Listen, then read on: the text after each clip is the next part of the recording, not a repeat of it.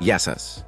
Σε αυτό το βίντεο θα μιλήσουμε για τη σημαντικότητα της συνεργασίας με γονείς και άλλους εκπαιδευτικούς για την πρόληψη της σχολικής βίας.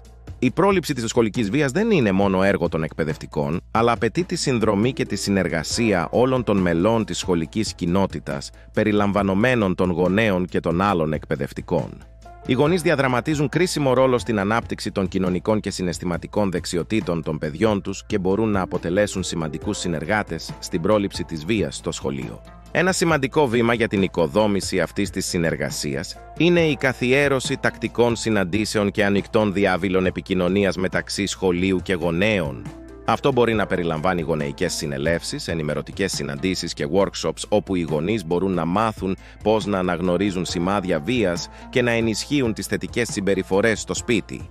Οι εκπαιδευτικοί μπορούν επίσης να συνεργάζονται μεταξύ τους ανταλλάσσοντας εμπειρίες και καλές πρακτικές ώστε να δημιουργήσουν ένα συντονισμένο και συνεκτικό πρόγραμμα πρόληψης της βίας. Η δημιουργία ομάδων εργασίας, η συμμετοχή σε κοινές δραστηριότητες και η ανταλλαγή πληροφοριών είναι μερικές από τις πρακτικές που μπορούν να εφαρμοστούν. Παράλληλα, είναι σημαντικό να ενσωματώνονται και οι απόψεις και οι εμπειρίες των μαθητών στις προσπάθειες πρόληψης της βίας. Οι μαθητές μπορούν να συμμετέχουν σε συμβούλια και ομάδες εργασίας, προτείνοντας ιδέες και λύσεις για τη βελτίωση του σχολικού κλίματος.